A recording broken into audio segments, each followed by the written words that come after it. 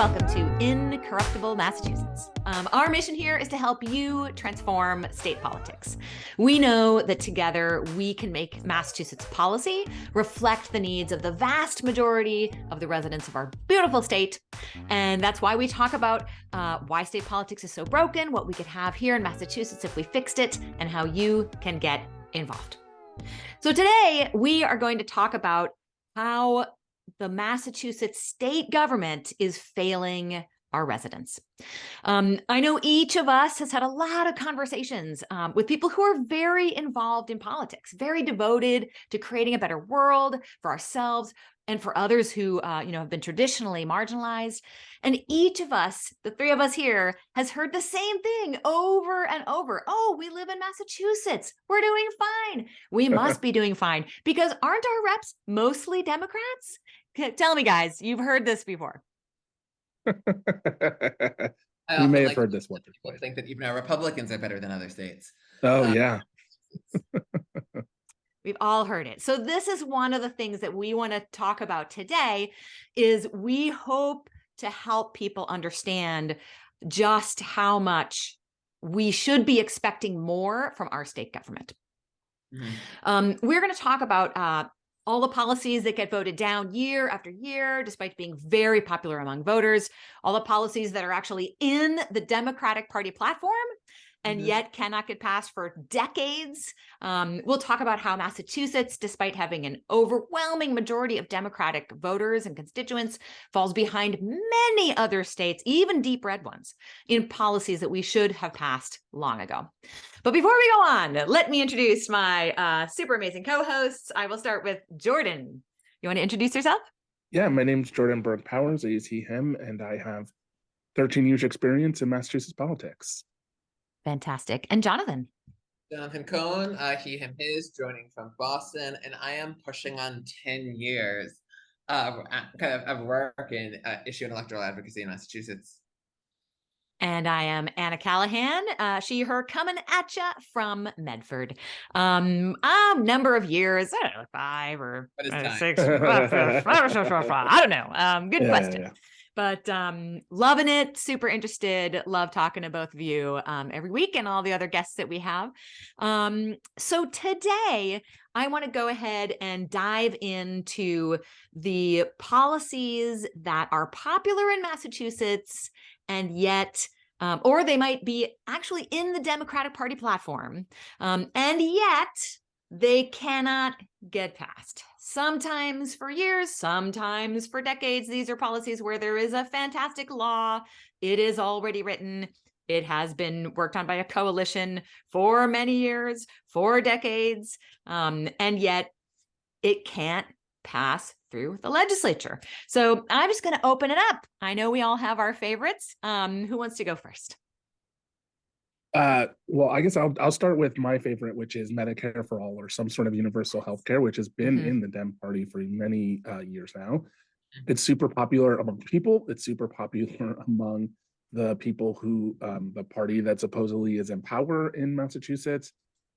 Legislators themselves mention it as something they want to tackle when they go to when they run for office. And then when they get there, it magically disappears. Nothing happens. They don't even try to work on it or do it. And this is while, healthcare continues to be one of those things where people have health insurance, but they're not getting good care. They can't afford it. The specialists are impossible. They take forever to get to. Doctors are struggling under the weight of having loads and loads of staff that have to deal with health insurance companies not wanting to pay for things.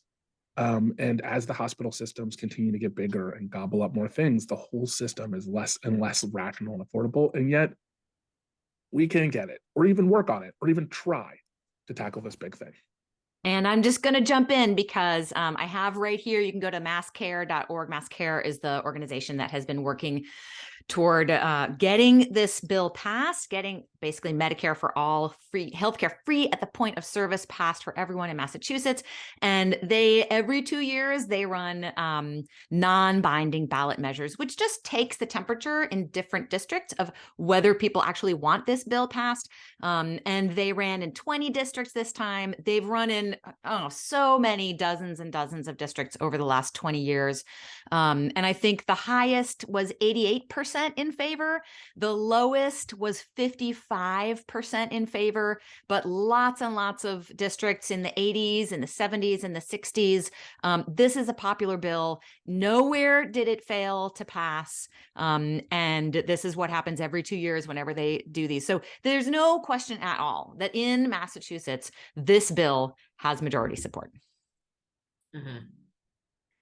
I would tag in also when just talking about the idea of universal public goods is the fact of like with free public transit is something, but it doesn't have the same long kind of history as Medicare for All, because that bill has been around for a long time. I know that it was in the party platform for almost a decade now, because I know, or probably definitely more than a decade, because it was already in the party platform in 2014 when I started doing stuff for party issues back when Don Berwick was running for governor.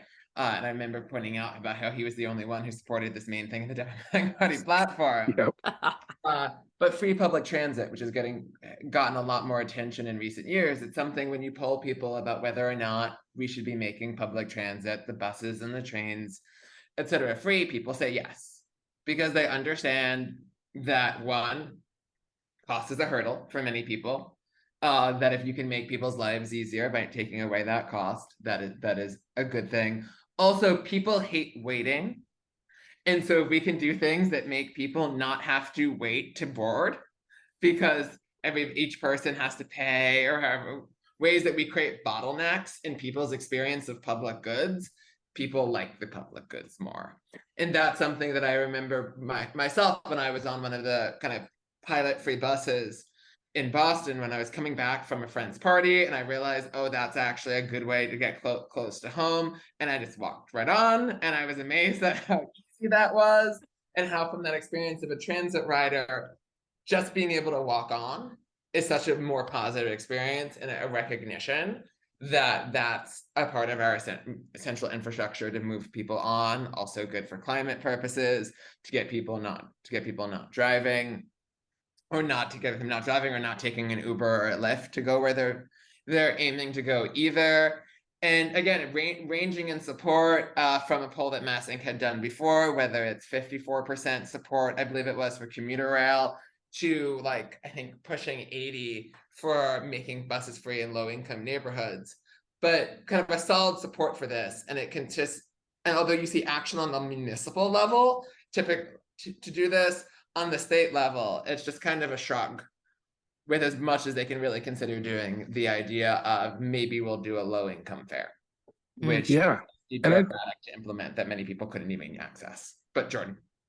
Yeah, and just to add to that, like, buses are always late. They run on time when they don't have to worry about people having to find money or find change or find their card.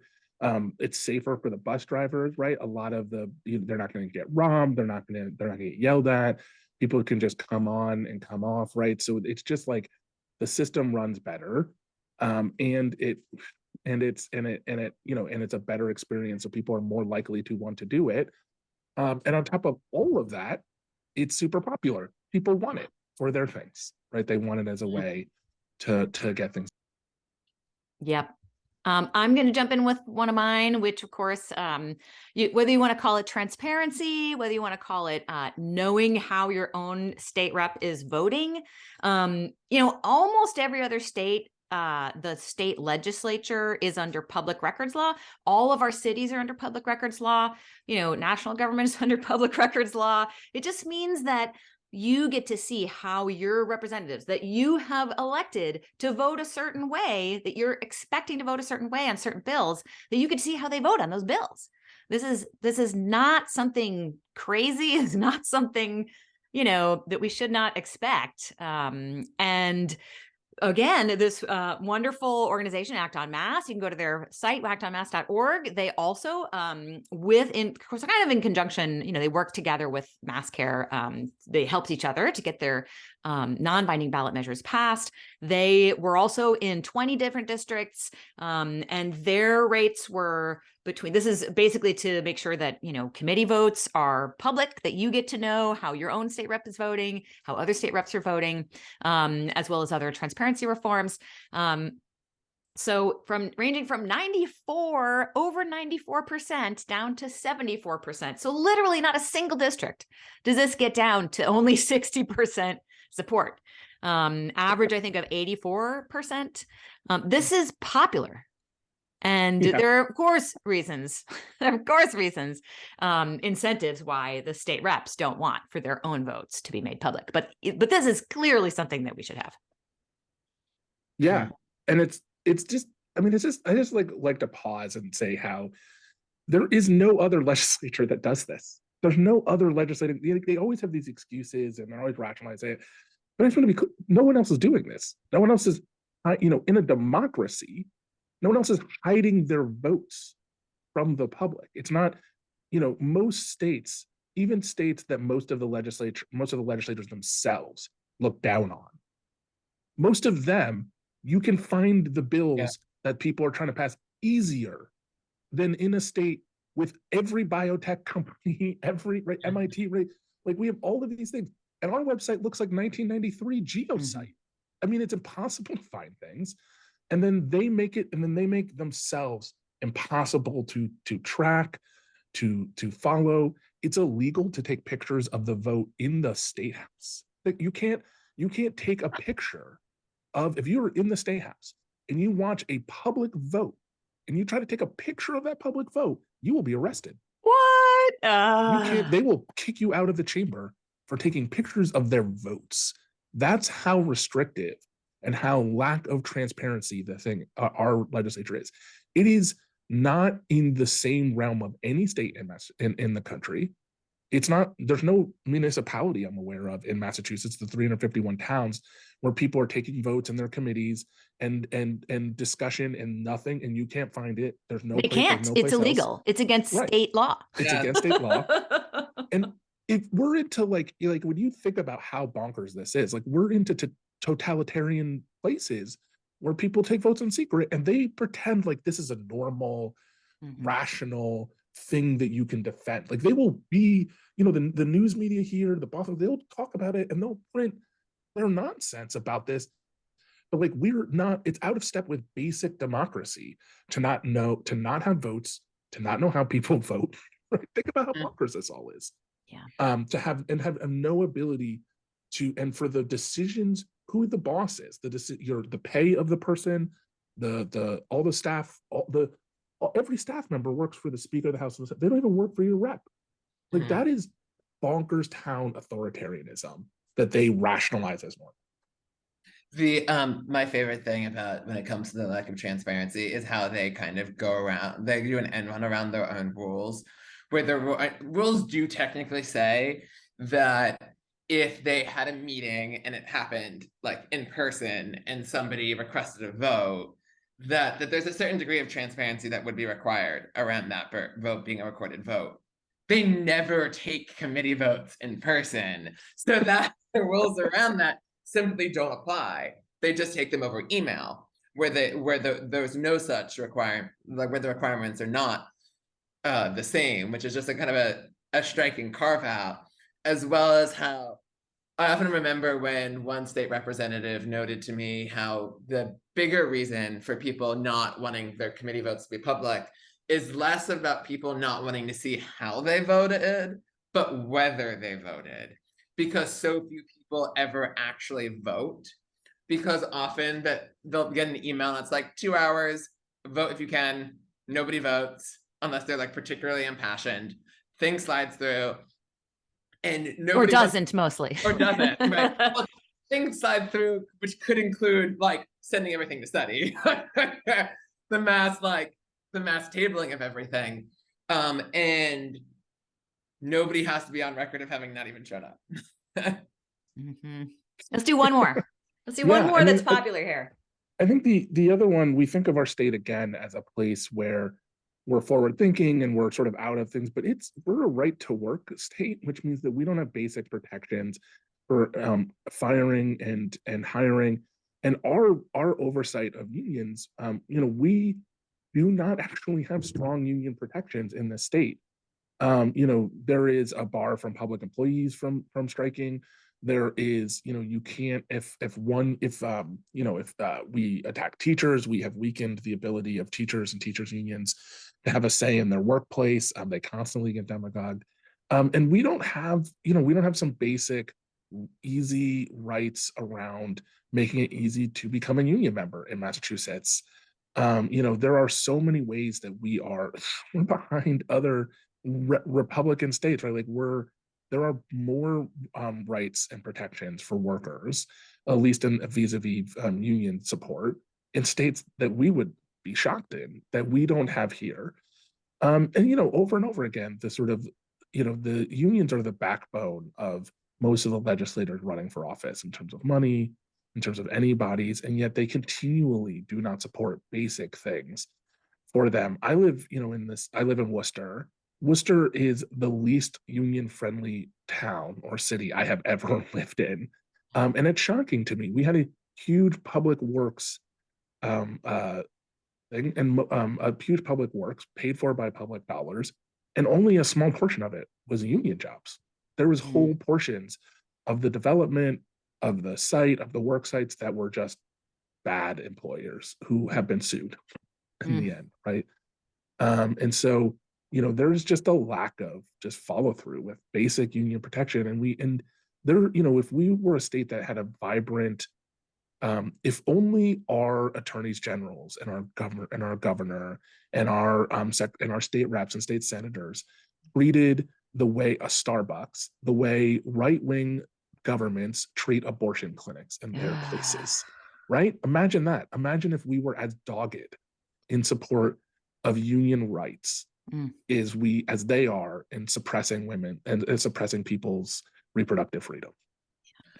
I was going to tag in there when you're mentioning with like the Attorney General's power around labor, is always struck about how difficult it is in that, and this is more the House than the Senate, but even still it's something that the Attorney General could really just do on their own, is around wage theft law enforcement.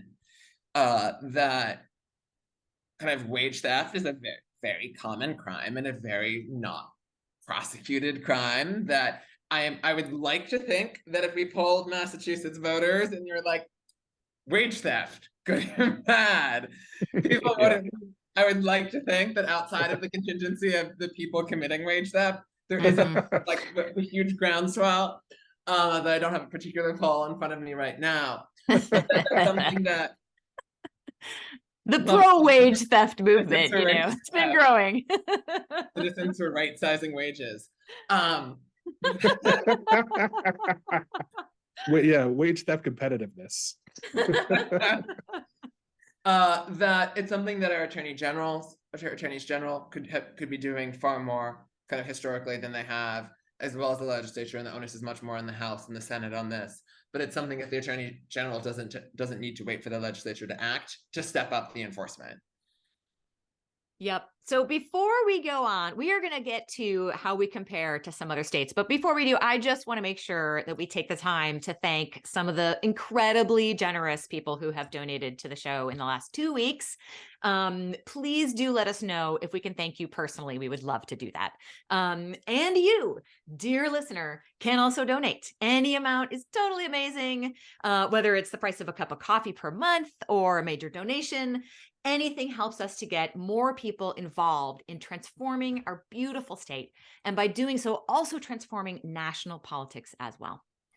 And if you are thinking that some of your friends might want to listen to this podcast, some of our goals are to increase subscribers and listeners. We know that there are at least 10,000 progressives who have volunteered in progressive electoral work, and that is who we're reaching out to, especially this season, season 5. So if you believe in fighting for social justice, in reducing inequality, in healthcare for all, in affordable housing, in reforming our criminal justice system, and if you want to be part of getting those policies and more passed, then this is the podcast for you.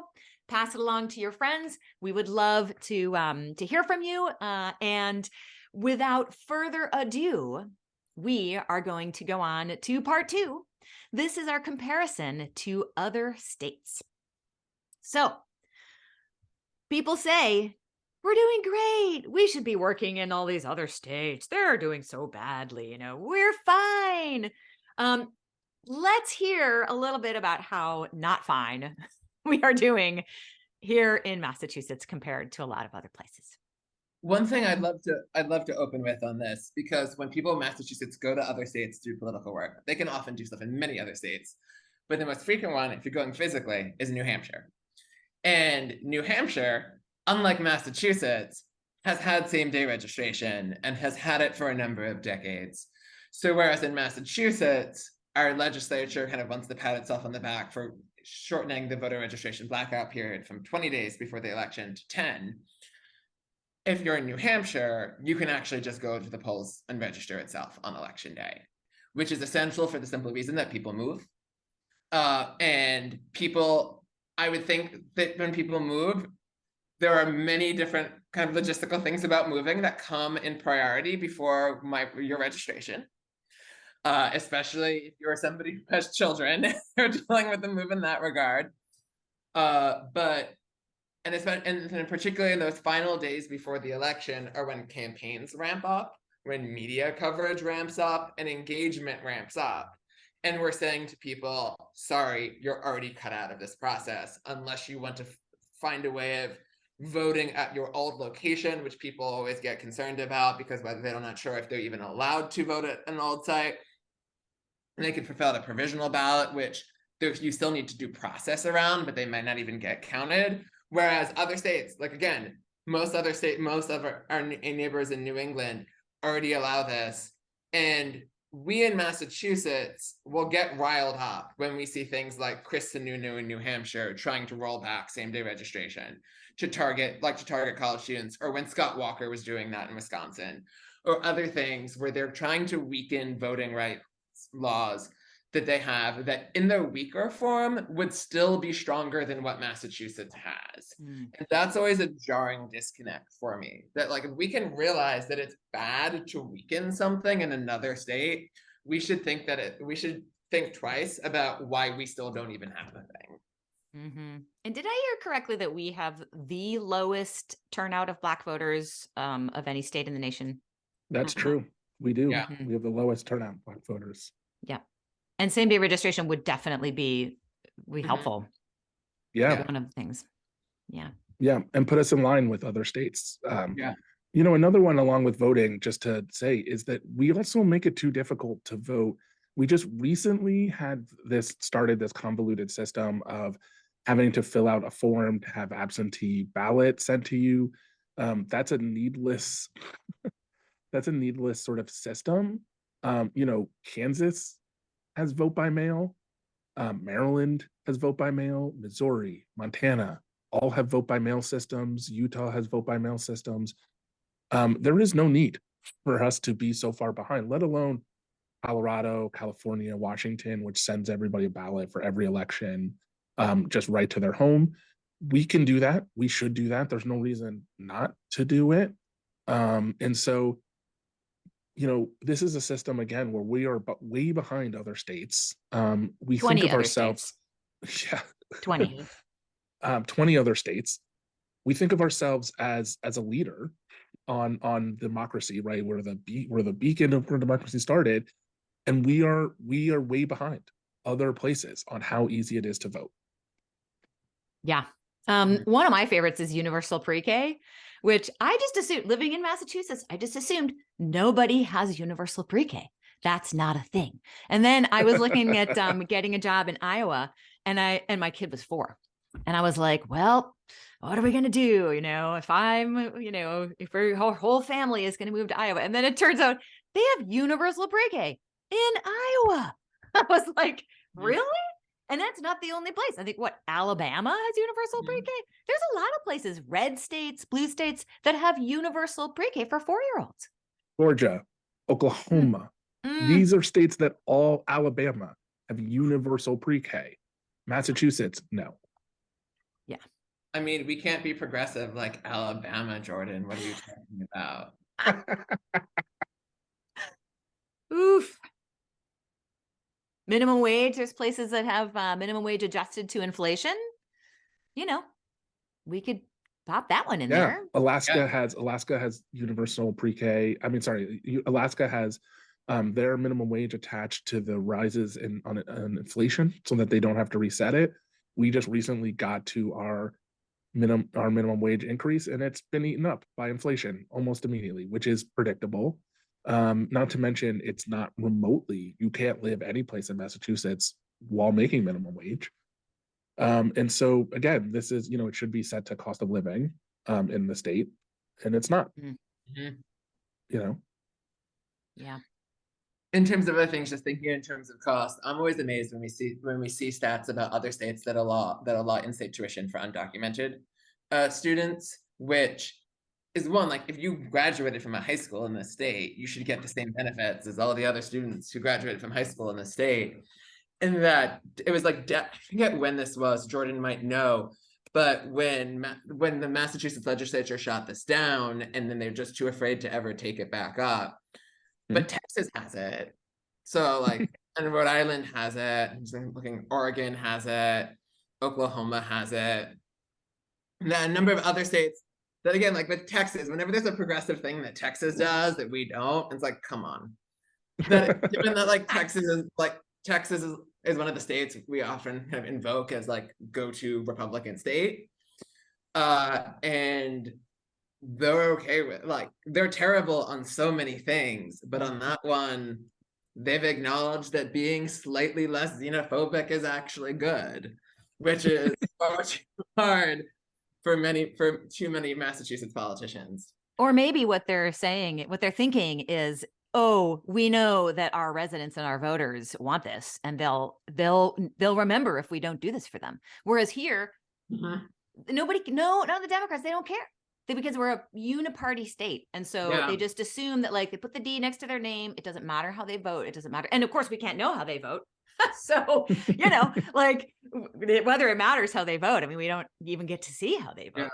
So it doesn't, they aren't held to account in the way that maybe in Texas, they are held to account for things that their residents actually need and are going to remember when they go to the polls.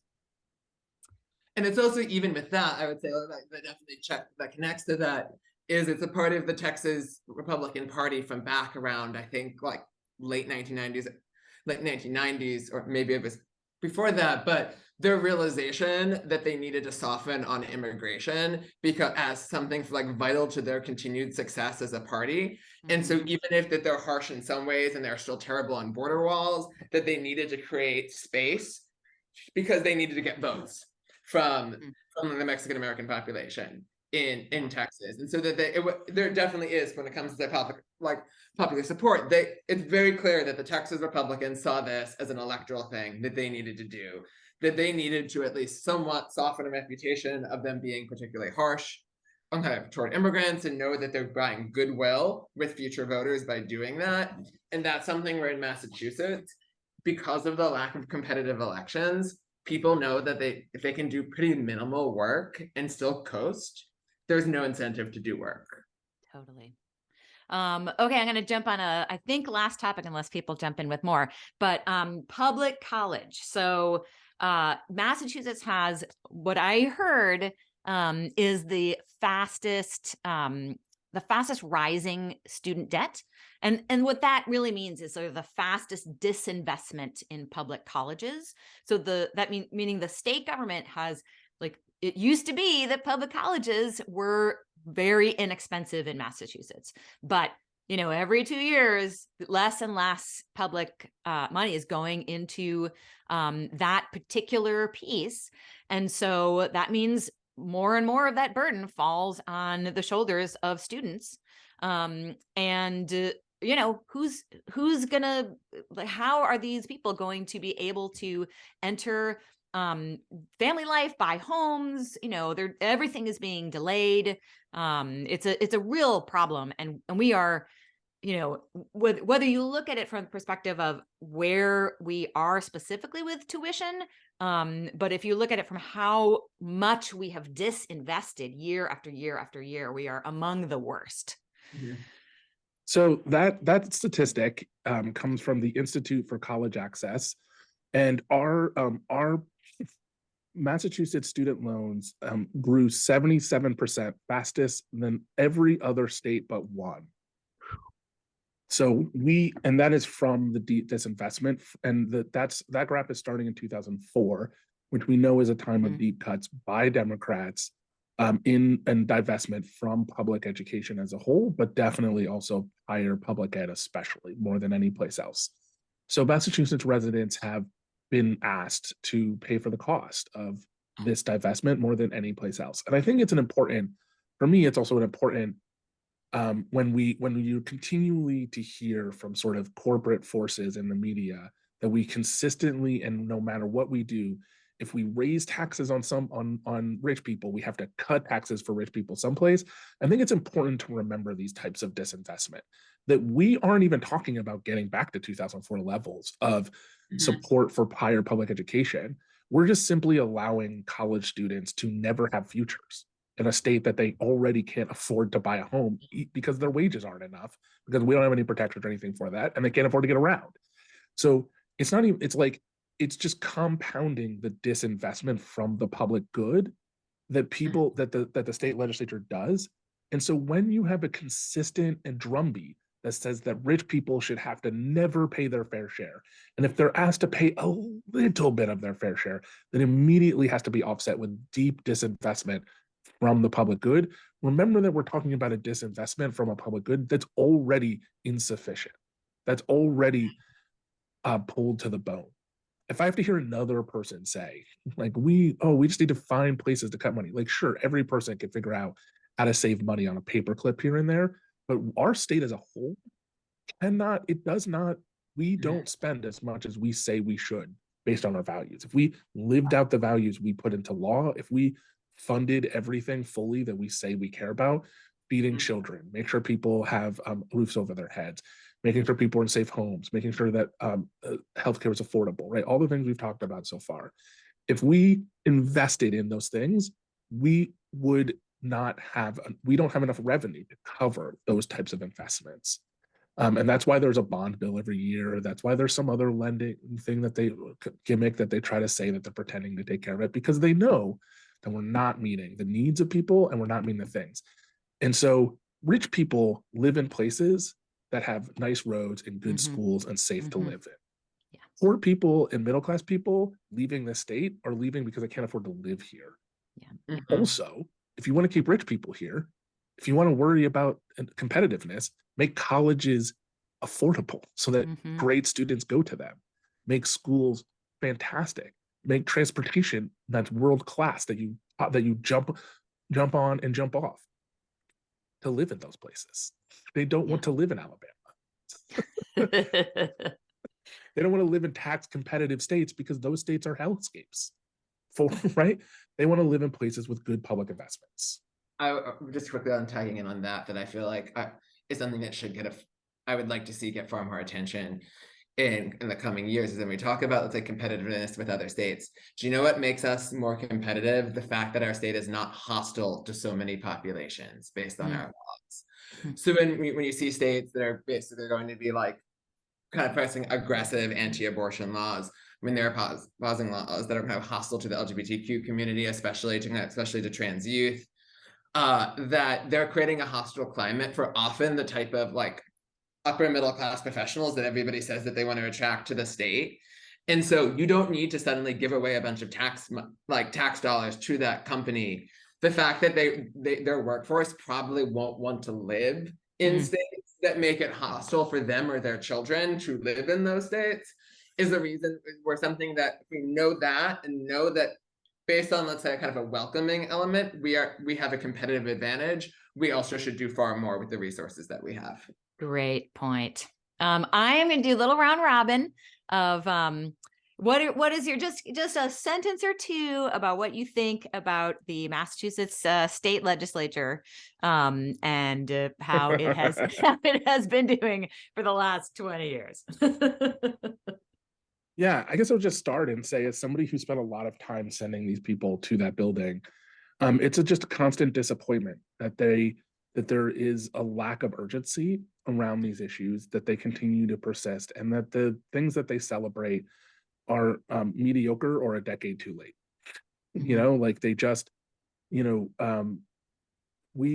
have these big systemic issues about being able to get around, about being afford to live here, about having education that's quality and affordable, and healthcare that is accessible, not just health insurance that's accessible. And they just won't tackle these big issues, and they hide behind the fact that they don't have power, and then they don't do anything to give themselves that power through transparency, through accountability. And they're aided and embedded by a media system that is getting smaller and being gobbled up by big corporations that have no interest in sort of investing in journalism. And those things together is a really bad place for us. And we cannot just think that this will continue forever. It will come to a head at some point. Yeah. Jonathan? Yeah, the thing that I was thinking of when it comes to, let's say, the legislature. So Progressive Mass, where I now work, is definitely not beloved amongst the state house because of the scorecard we do every year of grading legislators on the recorded votes they take. Which is amazing. Scorecard.progressivemass.org. Is that correct? .com. .com. Sorry. Great. Yes. Great. And that I often hear about legislators who are like upset, like, how dare I get a C, right? Me, progressive superstar, a C. And I like to think when people say that, it's like, well, a lot of these people believe in great inflation. And that if we believe that an A is excellent, and a B is good, and a C is average, and a D is poor, and an F is failing, a lot of you will get a C, meaning that you're average, which is, I think, kind of how I often view the legislature, that they're not atrocious, right? Like that even the good Republicans are still pretty bad in our legislature for all the credit people give them on a few issues. But that doesn't mean that you're going to be amazing. And I'm going to say you're doing an excellent job. Keep up the amazing work, rather than showing, no, there's clearly room for improvement to do what you probably told your constituents that you would fight for, and what we clearly have the resources to do. My final words are that we should expect more. We should expect more from our state government. We should demand more. And if we do, then we will be able to expect more from our national government. I really want people to come away from this with the understanding that this right here in your own backyard in Massachusetts, your state legislature is where you should be putting your time and effort, because it may be the best way that you can affect the national policies that matter to you. So that's my final word. Thanks everybody so much. We love being here every week. As I love to say, send this episode to your mom, send this episode to your dad, send this episode to your friends, and subscribe, give us some likes on social media. And we look forward to talking to y'all next week.